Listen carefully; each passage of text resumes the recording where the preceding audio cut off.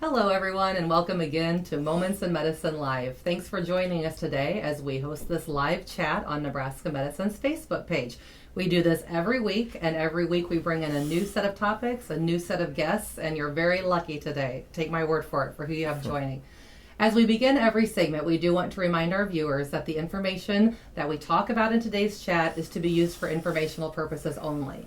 So if you have specific questions about your treatment plan, please consult with your doctor directly. Okay, I always refer back to my notes because I never want to butcher these very important titles. Today I'm joined by Nebraska Medicine cardiothoracic surgeon, Dr. Michael Moulton. Thank you for coming today. Yeah, thanks for having me. And we also have interventional cardiologist, Dr. Andrew Goldsweig. Thank you.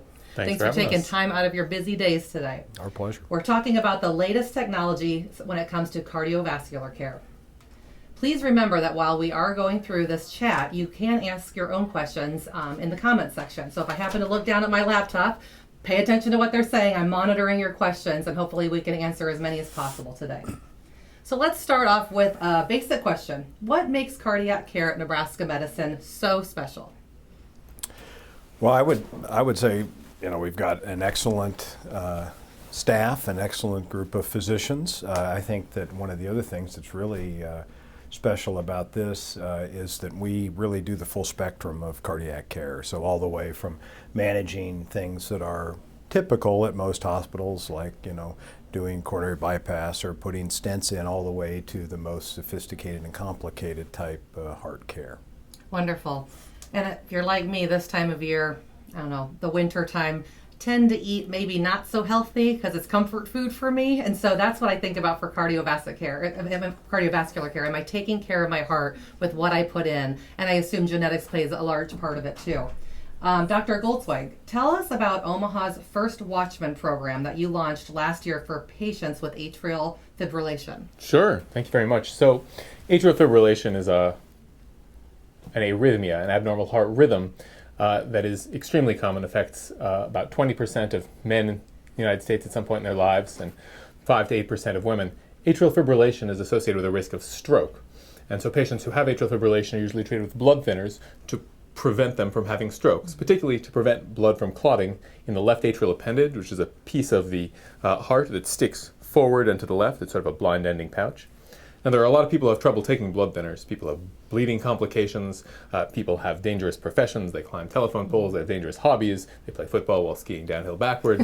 Whatever it is, people don't want to take blood thinners. And so we were very pleased to be the first program in Omaha and the busiest program in Omaha to offer the Watchman device, which is a small filter, looks like this, that sits in the heart, in the left atrial appendage. It's placed through a very thin, long tube from the leg, and when this filter is in place, blood clots can't exit the left atrial appendage and cause stroke. Interesting. It's such a tiny device, but to know that it goes all the way from the leg to where you need it to be, that's amazing. Okay, this one's off script for you guys. When did you know you wanted to be this type of doctor and operate and do things that are amazing like this? How old were you? 22. All right. So okay, beginning of medical school. Did you ever change your majors?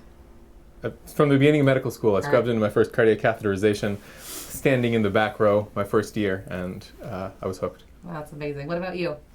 Well, I'm a little bit older than Dr. Goldsweig, and my interest dates back to like prior to 5th grade. So I think I got interested with the whole DeBakey and Cooley thing on Time magazine in the 1970s, and so that really kind of captivated my attention. So ever since I was young. That's very interesting.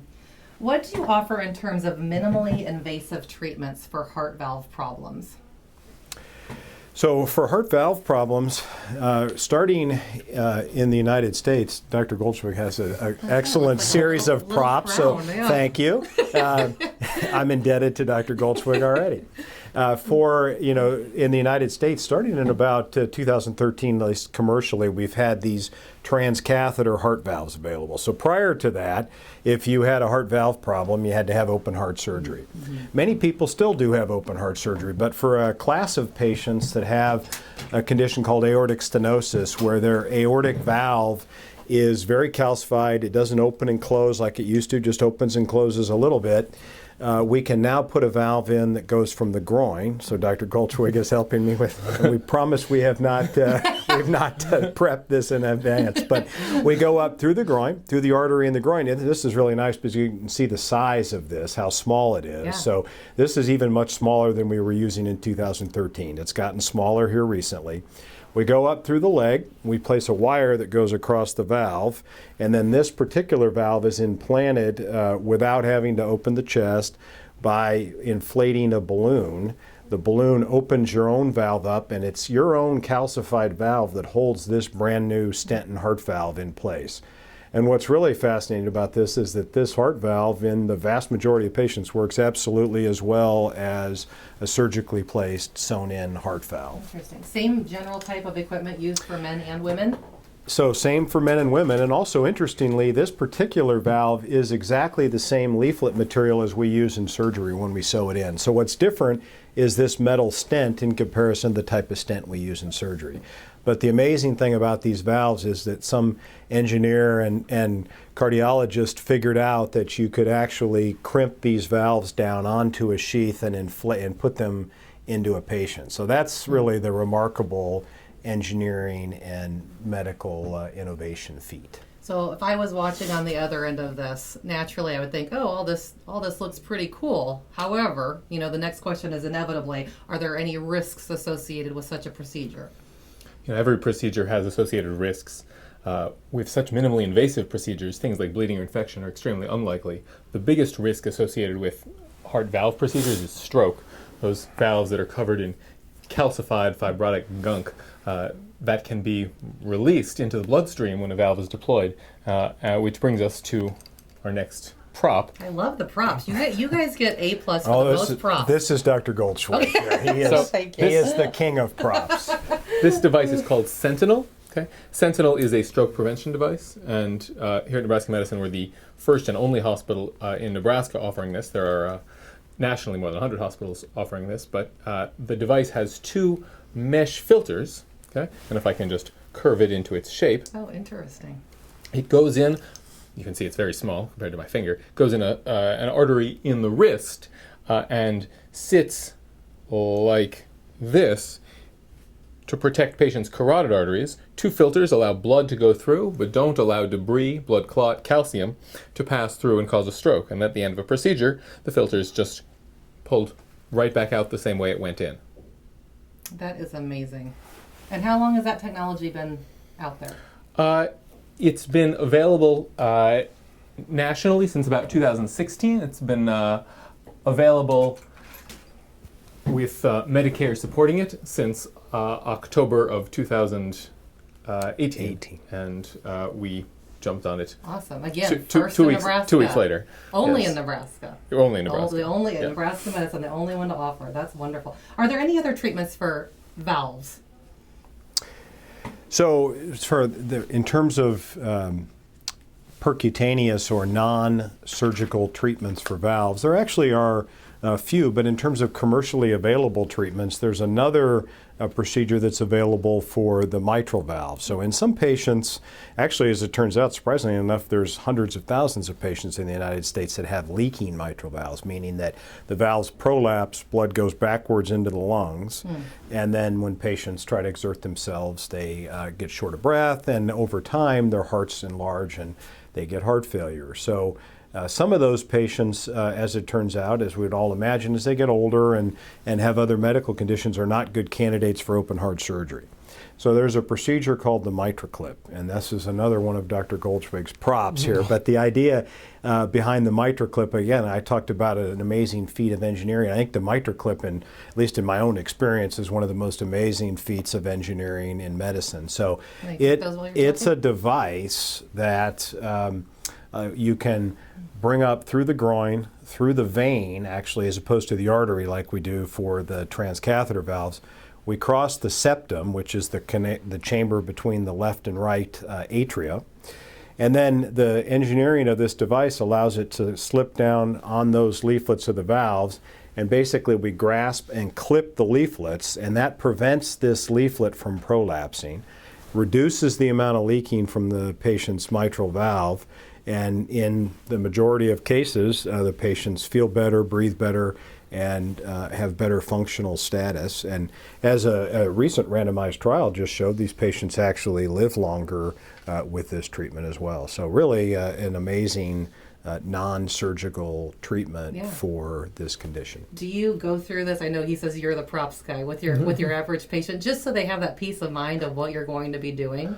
I do. I bring props. I show them pictures on the internet, and I draw a lot of diagrams. I think it's difficult to conceptualize some of this stuff without a visual aid, and so I think that the average consumer would appreciate that very much, because for you all, this is just your job, but for someone like me, this is really amazing technology, and the props definitely helped with the visualization. Mm-hmm. So, Dr. Goldsweig, you also have a program for stroke patients with heart problems. Is that correct? That is correct. So, grab another prop here.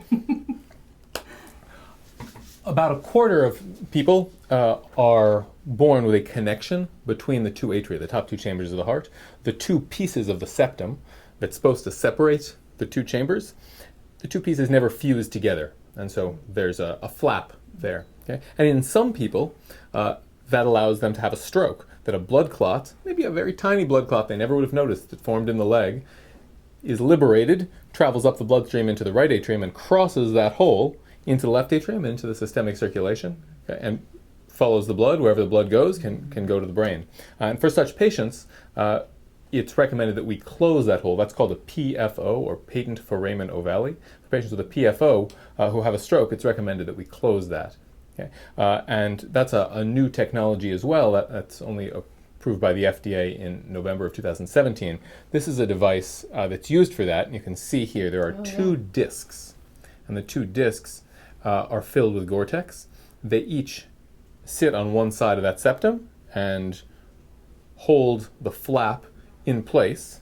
Switching back to my hands for a second, hold the flap in place to prevent it from opening and to prevent a blood clot from crossing and to prevent a recurrent stroke. So we're kind of unique in that we have first the City of Omaha's only program for this, but also in that we have an interdisciplinary program. So we have a pediatric cardiologist, Jeff Delaney, who joins me in clinic, and we also have a neurologist, Michael Pitchler, who focuses on patients who have strokes, and together we all work to figure out the best way to care for patients who have strokes who have holes in their hearts. And you know, what a dicey time in a person's life to have all of the team members available and talking together. I have to imagine that helps ease the stress load a little bit. These are often young people too, so you can imagine how anxious these folks are, right? Oh, absolutely. Mike also is in the valve clinic with cardiologists, just to throw out there. The interdisciplinary care is not just for patients who have stroke. That's right. In the valve clinic, we have surgeons and interventional cardiologists working hand in hand and have a group meeting every week. That's right. Right, that all of the heart surgeons and all the interventional cardiologists review imaging and review patients' histories and try to come up with the best plan as a team. Right. Well, in many ways, it's a change in the paradigm of how we administer care. Because if somebody needs heart surgery, they'll see their cardiologist first, then they'll come see me, they'll talk to me, we'll have heart surgery. But with respect to the valve, the transcatheter valves, et cetera, it's really a multidisciplinary team, as Dr. Goldsweig describes. And the way the procedure is performed, the way the care is done afterwards is really a team-based approach. And I think there's a lot of strengths to that approach. Absolutely.